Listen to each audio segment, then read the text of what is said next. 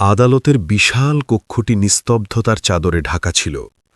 বাতাসের মধ্যে এতটাই প্রবল উত্তেজনা ছিল যে মনে হচ্ছিল একটা সুই পড়লেও তার শব্দ শোনা যাবে। এটি ছিল শহরের সবথেকে হাই প্রোফাইল কেস। বস্তির গরিব মানুষ বনাম জগৎ শেঠ। জগৎ শেঠ শহরের সেই নামী বিল্ডার যার ইশারায় প্রশাসন নাচত। আজ সে কাঠগড়ায় দাঁড়িয়েছিল, কিন্তু তার মুখে ভয়ের কোনো রেখাও ছিল না। তার ঠোঁটে ছিল একটা বিজয়ের হাসি, কারণ সে জানত যে আইন প্রমাণ খোঁজে, আর প্রমাণ সে নিজের অর্থ আর প্রতিপত্তির জোরে হয় কিনে নিয়েছিল অথবা মিটিয়ে দিয়েছিল। জাজের আসনে বসেছিলেন জাস্টিস হরিশঙ্কর। শহরে তার পরিচয় ছিল একজন অত্যন্ত কঠোর এবং নীতিবান বিচারপতি হিসেবে। তার ৬০ বছর বয়স আর সাদা চুল তার অভিজ্ঞতার সাক্ষ্য দিচ্ছিল। তিনি নিজের চশমা ঠিক করলেন আর সামনে রাখা ফাইলগুলোর ওপর শেষবারের মতো চোখ বোলালেন। পুরো কোর্টরুমে নিস্তব্ধতা ছিল। গরিব বস্তির মানুষজন, যাদের ঘর জগৎ শেঠের প্রজেক্টের জন্য বেআইনিভাবে ভেঙে দেওয়া হয়েছিল, তারা আশাবাদী চোখে বিচারক সাহেবের দিকে তাকিয়েছিল। কিন্তু উকিলদের সওয়াল জবাব থেকে পরিষ্কার হয়ে গিয়েছিল যে প্রমাণের অভাবে রায় জগৎ শেঠের পক্ষেই যেতে চলেছে। জাস্টিস হরিশঙ্কর গভীর দীর্ঘশ্বাস নিলেন আর নিজের হাতুড়িটা তুললেন। বর্তমান তথ্য প্রমাণ আর সাক্ষীদের বয়ান মাথায় রেখে আদালত এই সিদ্ধান্তে পৌঁছাচ্ছে যে বিচারক সাহেব নিজের বাক্য শেষ করার আগেই হঠাৎ আদালতের বিশাল প্রধান দরজাটা একটা বিকট শব্দে খুলে গেল। নিস্তব্ধতা ভেঙে চুরমার হয়ে গেল। সবার ঘাড় পেছনের দিকে ঘুরে গেল। দরজায় যে দাঁড়িয়েছিল তাকে দেখে সেখানে উপস্থিত প্রতিটি মানুষ অবাক হয়ে গেল। সে কোনো বড় উকিল বা পুলিশ অফিসার ছিল না। সে ছিল মাত্র ১২ বছরের একটি সামান্য ছেলে।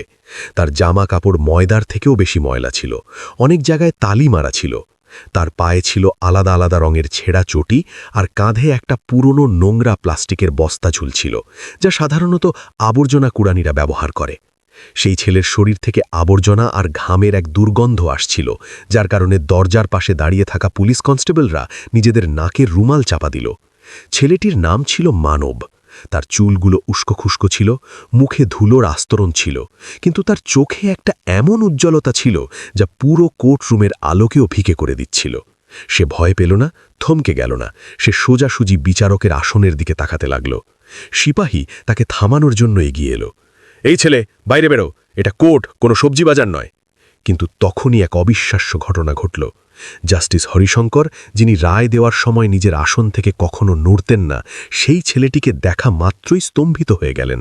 তার চোখে চিনে নেওয়ার একটা ভাব ফুটে উঠল, তারপর বিস্ময়, আর শেষে এক গভীর শ্রদ্ধা।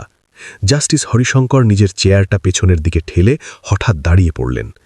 বিচারককে দাঁড়িয়ে পড়তে দেখে আদালতের মর্যাদা আর প্রোটোকল মেনে সেখানে উপস্থিত সমস্ত উকিল, পুলিশ অফিসার আর এমনকি জগৎ শেঠকেও বাধ্য হয়ে দাঁড়াতে হলো।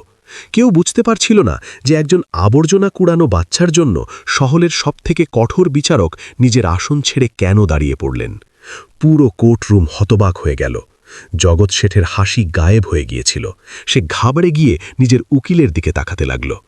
মানব নিজের কাঁধে ঝোলানো বস্তাটাকে শক্ত করে ধরল আর ধীরে ধীরে ল্যাংচাতে ল্যাংচাতে পা বাড়িয়ে এগিয়ে এলো।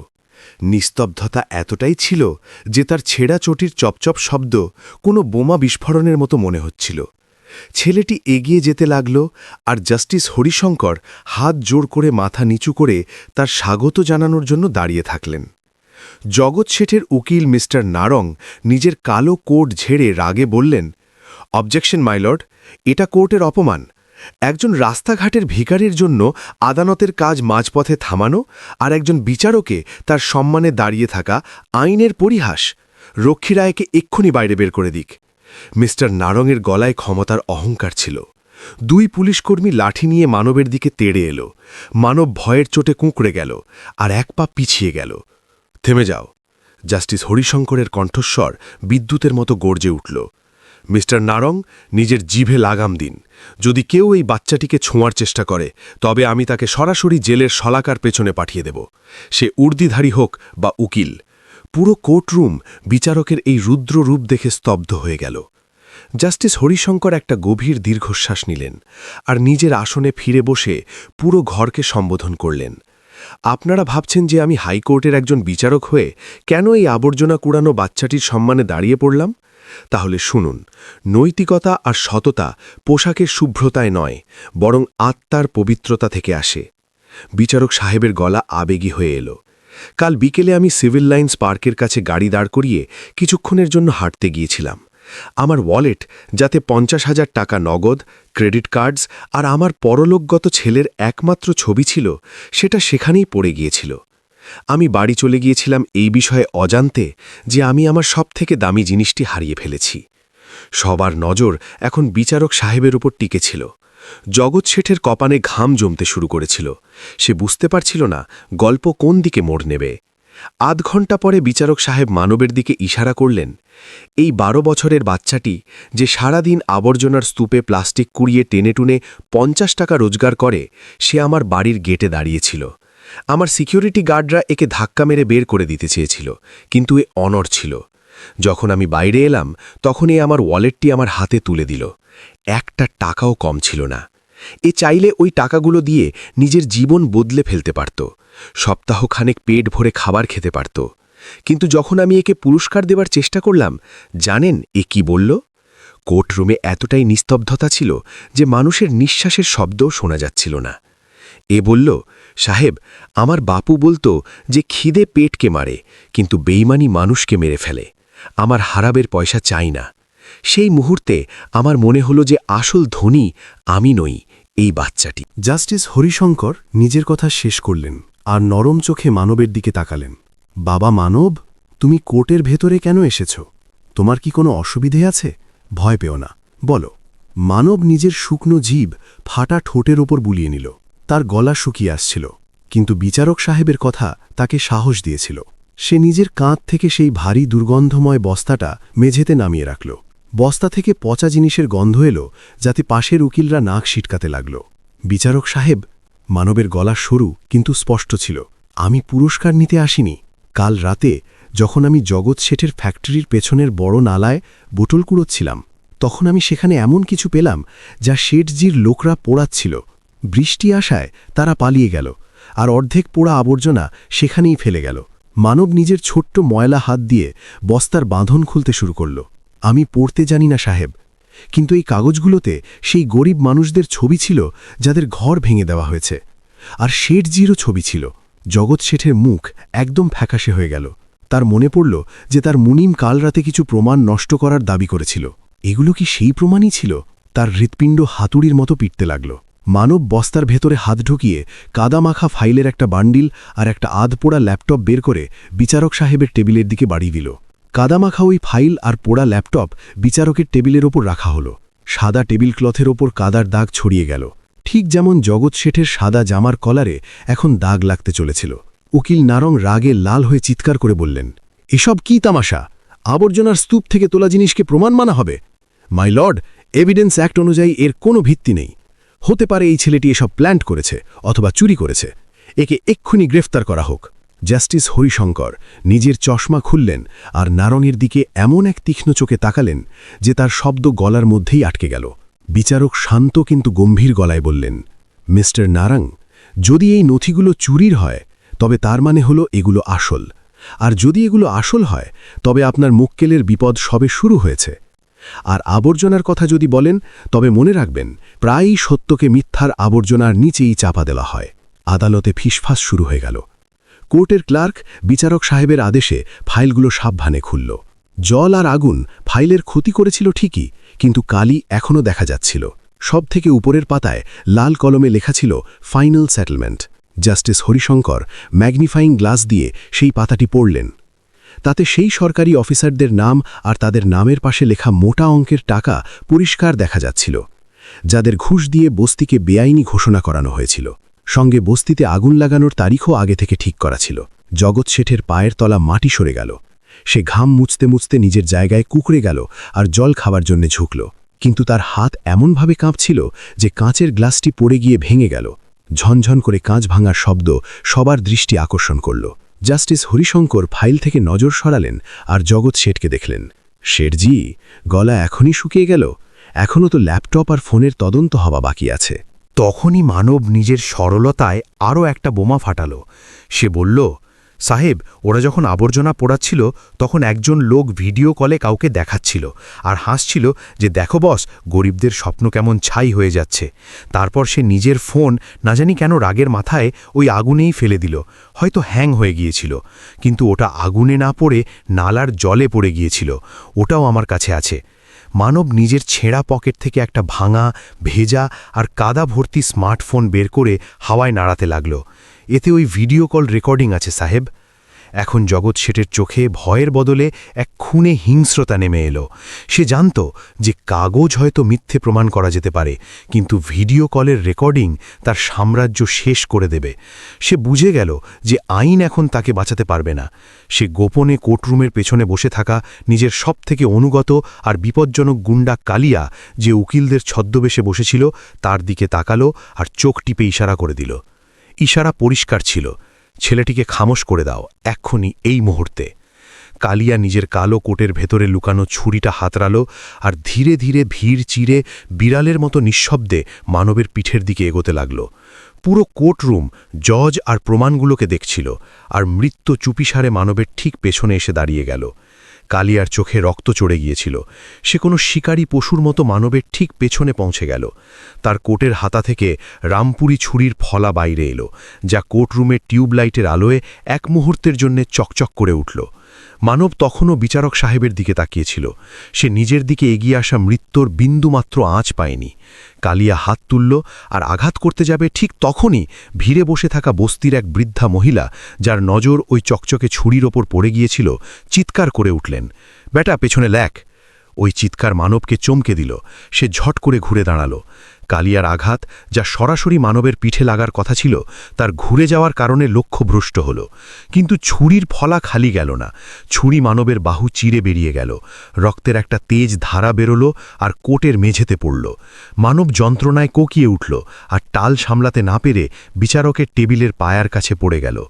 তার ওই ময়লা বস্তাটা ফেটে গিয়েছিল, কিন্তু সেই কালো ফোনটা এখনও তার মুঠোয় শক্ত করে ধরা ছিল। ধরো একে! জাস্টিস হরিশঙ্কর নিজের আসন থেকে চেঁচিয়ে উঠলেন।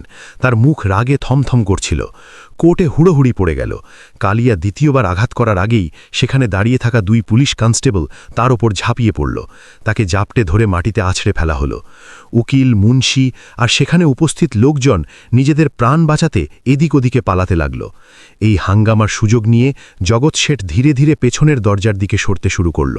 সে জানত যে এখন তার খেলা শেষ হয়ে গিয়েছে, তার শেষ চালটাও উল্টে গিয়েছে।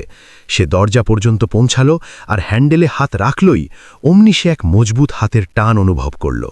সে ঘুরে দেখল, ওটা কোনো পুলিশ ছিল না, ওটা ছিল বস্তির মানুষ। সেই সব গরিব মজুর, রিক্সা চালক আর মহিলারা যাদের ঘর সে ভেঙেছিল। তাদের চোখে এখন ভয় নয়, বরং দীর্ঘ বছরের জমাট বাঁধার রাগ ছিল। তারা জগৎ শেঠকে চারদিক থেকে ঘিরে ফেলল।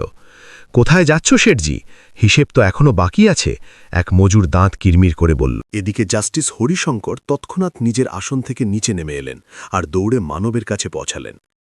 এমন ইতিহাস হয়তো প্রথমবার ঘটছিল যে একজন বিচারক নিজের ডায়াস ছেড়ে মেঝেতে বসে থাকা কোনো আহত বাচ্চার কাছে এসেছেন। তিনি নিজের সাদা রুমাল বের করে মানবের বয়ে যাওয়া রক্তের ওপর শক্ত করে বেঁধে দিলেন। অ্যাম্বুলেন্স, তাড়াতাড়ি অ্যাম্বুলেন্স ডাকো! বিচারক সাহেব চিৎকার করে উঠলেন। মানবের মুখ যন্ত্রণায় ফ্যাকাশে হয়ে আসছিল।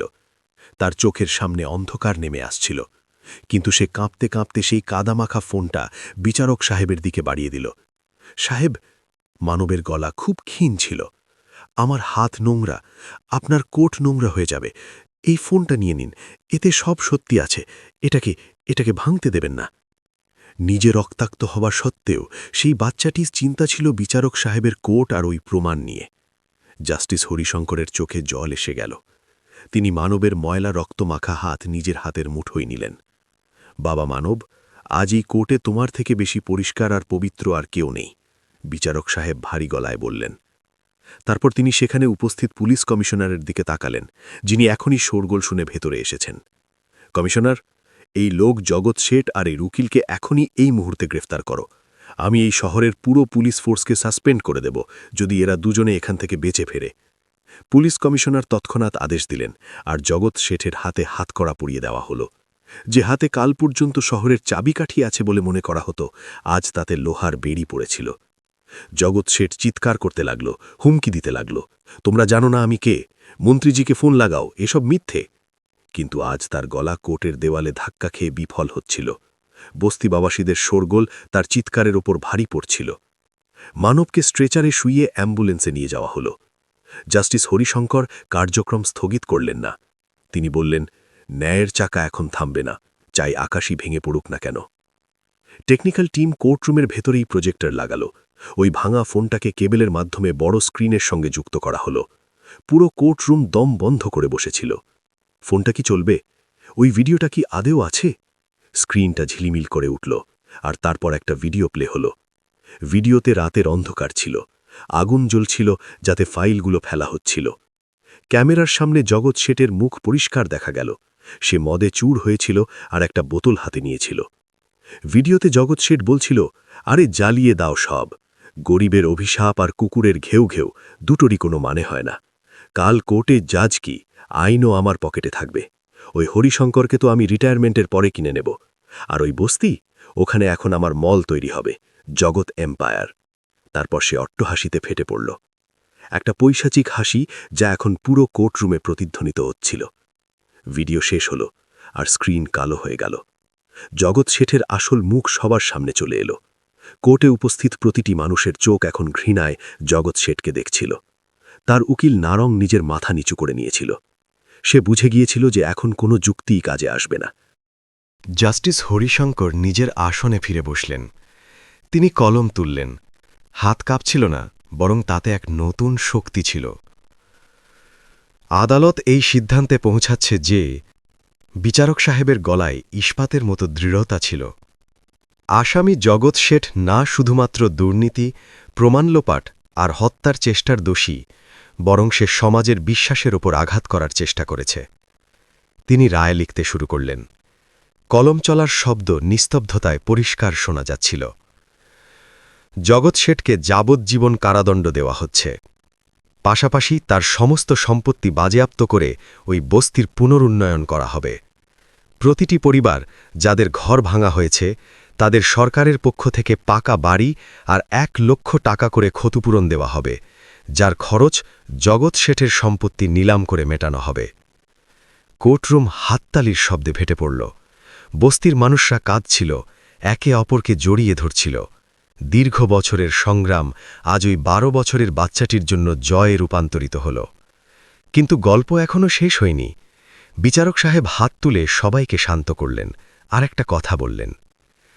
সরকারকে আমার কড়া নির্দেশ যে সাহসী বাচ্চা মানবের পুরো চিকিৎসার খরচ সরকারি তহবিল থেকে হবে এবং তার পড়াশোনার দায়িত্ব রাজ্য সরকার নেবে। আজ ওই আবর্জনা কোড়ানো ছেলেটি আমাদের সবাইকে পরিষ্কার করে দিয়ে গেল। রায় শুনিয়ে জাস্টিস হরিশঙ্কর উঠে দাঁড়ালেন না। তিনি নিজের গাড়িতে বসলেন আর সরাসরি হাসপাতালের দিকে রওনা দিলেন, যেখানে মানব জীবন আর মৃত্যুর লড়াই লড়ছিল। শহরের সরকারি হাসপাতাল, যেখানে প্রায়ই গরিবদের হাহাকার আর ওষুধের তেতো গন্ধে দেওয়ালগুলো মজে থাকে, আজ সেখানকার পরিবেশ কিছুটা আলাদা ছিল। হাসপাতালের করিডোরে শত শত মানুষের ভিড় জমেছিল। এরা সেই বস্তিবাসী যাদের জন্য মানব নিজের জীবন বাজি রেখেছিল। কেউ হাত জোড় করে ভগবানের কাছে প্রার্থনা করছিল, তো কেউ আইসিইউ এর বন্ধ দরজার দিকে এক দৃষ্টিতে তাকিয়েছিল। সাইরেনের শব্দের সঙ্গে জাস্টিস হরিশঙ্করের গাড়ি হাসপাতালের গেটে থামল। উর্দিধারী নিরাপত্তারক্ষীদের পেছনে ফেলে 60 বছরের সেই বৃদ্ধ বিচারক কোনো যুবকের মতো দৌড়ে ভেতরে এলেন। তাকে দেখেই ভিড় রাস্তা করে দিল। মানুষের চোখে তার জন্য সম্মান ছিল, কিন্তু বিচারক সাহেবের চোখ শুধু ডাক্তারকে খুঁজছিল। তখনই অপারেশন থিয়েটারের দরজা খুলল আর ডাক্তার বাইরে এলেন। তার মুখে ঘাম আর চিন্তার রেখা পরিষ্কার ছিল। ডাক্তার, বাচ্চাটা কেমন আছে? জাস্টিস হরিশঙ্কর অস্থিরভাবে জিজ্ঞাসা করলেন। ডাক্তার মাথা নাড়লেন। সাহেব, ছুরির আঘাত গভীর ছিল, রগ কেটে গিয়েছে আর রক্ত খুব বেশি বেরিয়ে গিয়েছে। ওর প্রাণ বাঁচানোর জন্য আমাদের এখনই বি নেগেটিভ রক্তের প্রয়োজন। ব্লাড ব্যাংকে এই গ্রুপ শেষ হয়ে গিয়েছে। আর ডাক্তার ভিড়ের দিকে তাকালেন। এখানে উপস্থিত বেশিরভাগ মানুষ দুর্বল অথবা তাদের গ্রুপ ম্যাচ করছে না। বস্তির মানুষরা ঘাবড়ে গেল। কেউ বুঝতে পারছিল না যে এত বিরল রক্ত এত তাড়াতাড়ি কোথা থেকে আসবে। এক মুহূর্ত দেরির মানে ছিল মানবের মৃত্যু। আমার রক্ত নিন, একটা ভারী আর শান্ত কণ্ঠস্বর শোনা গেল। সবাই ঘুরে দেখল, ইনি ছিলেন জাস্টিস হরিশঙ্কর। তিনি নিজের কালো কোট খুলে ফেললেন আর নিজের শার্টের হাতা ওপরে তুলতে লাগলেন। ডাক্তার হতভাগ হয়ে গেলেন। কিন্তু স্যার, আপনার বয়স 60 পার হয়েছে, আর আপনি শহরের এত বড় জাজ, প্রোটোকল। গোল্লায় যাক প্রোটোকল! জাস্টিস হরিশঙ্কর গর্জে উঠলেন। তার চোখে জল আর আগুন দুটোই ছিল। ডাক্তার আর কোনো প্রশ্ন করলেন না। পরের মুহূর্তেই একই ঘরে দুটো বিছানা পাতা হলো। একটিতে শহরের সবথেকে সম্মানিত বিচারক শুয়েছিলেন, আর অন্যটিতে শহরের সবথেকে গরিব আবর্জনা কুড়ানো অনাথ বাচ্চা। একটা প্লাস্টিকের নলের মাধ্যমে বিচারকের রক্ত ওই বাচ্চার শিরায় যাচ্ছিল। এই দৃশ্য দেখে নার্স আর ওয়ার্ড বয়দের চোখে জল এসে গেল। সমাজ যে দুই মানুষের মধ্যে ধনী গরিব, উঁচু নিচু আর রাজপ্রাসাদ কুড়েঘরের দেওয়াল তুলে দিয়েছিল, আজ প্রকৃতি রক্তের সম্পর্কের মাধ্যমে সেই দেওয়াল ধসিয়ে দিল। লাল রঙের ওই রক্ত প্রমাণ করে দিয়েছিল যে মানবতার কোনো জাতি বা মর্যাদা হয় না। প্রায় 1 ঘণ্টা পরে রক্ত দেওয়ার প্রক্রিয়া শেষ হল। মানবের আঙুলে কিছুটা নড়নচড়ন হল। মেশিনের বিপ বিপ শব্দ, যা এতক্ষণ অনিয়মিত ছিল, এখন একটা ছন্দে চলতে লাগল। বিচারক সাহেব কিছুটা দুর্বলতা অনুভব করছিলেন, কিন্তু যখনই তিনি মনিটরে মানবের স্থিতিশীল হওয়ার হৃৎস্পন্দন দেখলেন, তার মুখে এমন এক হাসি ফুটে উঠল যা কোনো বড় কেস জেতার পরেও আসেনি। মানব ধীরে ধীরে নিজের ভারী চোখের পাতা খুলল। ঝাপসা চোখে সে দেখল তার পাশের বেডেই সেই বিচারক সাহেব শুয়ে আছেন। সাহেব? মানব অক্সিজেন মাস্কের আড়াল থেকে খুব ক্ষীণ স্বরে বলল, আপনি এখানে? জাস্টিস হরিশঙ্কর নিজের হাত বাড়িয়ে মানবের দুর্বল হাতটি ধরলেন। হ্যাঁ বাবা, আমি এখানেই আছি। তুই আমাকে আমার ব্যাগটা ফিরিয়ে দিয়েছিলে না? আজ আমি শুধু কিছুটা ঋণ চুকিয়ে দিলাম। তখনই বাইরে থেকে একটা বিশাল শোরগোল শোনা গেল। এই শব্দ দুঃখের নয়, বরং আনন্দের ছিল। বস্তিবাসীরা খবর পেয়ে গিয়েছিল যে মানব বিপদমুক্ত। সময়ের চাকা নিজের গতি বাড়াল, আর দেখতে দেখতে 10 বছর কেটে গেল। আজ দিল্লির নামী বিজ্ঞান ভবন কানায় কানায় পূর্ণ ছিল। উপলক্ষ ছিল দেশের সবথেকে মেধাবী তরুণ উকিলদের সম্মাননা অনুষ্ঠান। মঞ্চে দেশের প্রধান বিচারপতি আর আইনমন্ত্রী বসেছিলেন। হলে নিস্তব্ধতা নামল, আর ঘোষক মাইকে নাম ডাকলেন। আর এখন gold medallist and young lawyer of the year, Manav Harishankar. করতালির মধ্য দিয়ে এক 22 বছরের যুবক নিজের কালো কোট আর সাদা ব্যান্ড পরে মঞ্চের দিকে এগিয়ে এলো। এ সেই মানব যার কাঁধে একসময় আবর্জনার দুর্গন্ধময় বস্তা ঝুলত। আজ তার কাঁধে আইনের দায়িত্ব আর কালো কোটের গৌরব ছিল। তার চালচলন আত্মবিশ্বাসে ভরপুর ছিল, কিন্তু চোখে সেই পুরনো নম্রতা ছিল। মানব পদকটি গ্রহণ করল, কিন্তু সে ওটা নিজের গলায় পড়ল না। সে পুডিয়ামের সামনে এলো আর মাইকটা একটু নিচে নামালো। 10 বছর আগে, মানব বলতে শুরু করল। তার গলায় এক অদ্ভুত স্থিরতা ছিল। আমি আবর্জনার স্তূপে নিজের ভাগ্য খুঁজতাম। সমাজের কাছে আমি ছিলাম অদৃশ্য, একটা নোংরার অংশ। কিন্তু একদিন একজন মানুষ সেই আবর্জনার স্তূপ থেকে একটি হীরাকে নয়, বরং একজন মানুষকে চিনতে পেরেছিলেন। সে সামনের সারির দিকে ইশারা করল। সেখানে একজন 70 বছরের বৃদ্ধ বসেছিলেন, যার চুল এখন পুরোপুরি সাদা হয়ে গিয়েছিল, আর হাতে একটি ছড়ি ছিল। ইনি ছিলেন রিটায়ার্ড জাস্টিস হরিশঙ্কর। তার চোখের কোণ ভিজে ছিল, আর মুখে একজন পিতার মতো বর্ব চকচক করছিল। মানবের গলা বুঝে এলো। লোকেরা বলে যে আইন অন্ধ হয়, কিন্তু আমার পিতা জাস্টিস হরিশঙ্কর আমাকে শিখিয়েছেন যে আইন অন্ধ হতে পারে, কিন্তু বিচার করার লোকের চোখ সব সময় খোলা থাকা উচিত। তিনি শুধুমাত্র আমাকে নিজের রক্ত দিয়ে নতুন জীবন দেননি, বরং নিজের নাম দিয়ে আমাকে এক নতুন পরিচয়ও দিয়েছেন। আজ আমি যা কিছু, এনারই দৌলতে। মানব মঞ্চ থেকে নিচে নেমে এলো। প্রোটোকল ভেঙে সে সোজা জাস্টিস হরিশঙ্করের কাছে গেল, আর তার চরণে সেই গোল্ড মেডেলটা রেখে দিল। জাস্টিস হরিশঙ্কর কাঁপতে কাঁপতে মানবকে তুলে নিলেন আর তাকে বুকে জড়িয়ে ধরলেন। পুরো হল এই আবেগঘন দৃশ্য দেখে দাঁড়িয়ে পড়ল। করতালির শব্দ থামার নাম নিচ্ছিল না। অনুষ্ঠানের পরে যখন দুজনে বাইরে বেরোলেন, তখন একটি ছোট্ট মেয়ে যে বেলুন বিক্রি করছিল তাদের কাছে এলো। মানব থামল। সে নিচু হয়ে সেই মেয়েটির থেকে একটা বেলুন কিনল আর ভালোবেসে তার মাথায় হাত বুলিয়ে দিল। জাস্টিস হরিশঙ্কর হেসে জিজ্ঞাসা করলেন, কি দেখছো বাবা? মানব হেসে জবাব দিল, সেটাই যে আপনি আমাকে 10 বছর আগে শিখিয়েছিলেন পাপা, যে আসল ধনী সে নয় যে সম্পদ জমায়, বরং সে যে কারুর ভেঙে যাওয়া আশাকে জুড়ে দেয়। এবার আমার পালা এই শহরটা পরিষ্কার করার। আবর্জনা নয়, বরং অন্যায়ের। সূর্য ডুবছিল, আর তার সোনালি আলোয় একজন বৃদ্ধ পিতা আর তার উকিল ছেলে পাশাপাশি হেঁটে যাচ্ছিলেন। আবর্জনা কুড়ানো সেই ছেলেটি প্রমাণ করে দিয়েছিল যে পদ্ম কাদার মধ্যেই ফোটে, শুধু তাকে চেনার মতো একটি জহুরির চোখ লাগে। সত্যের জয় হয়েছিল, আর মানবতার মাথা গর্বে উঁচু হয়ে থাকল।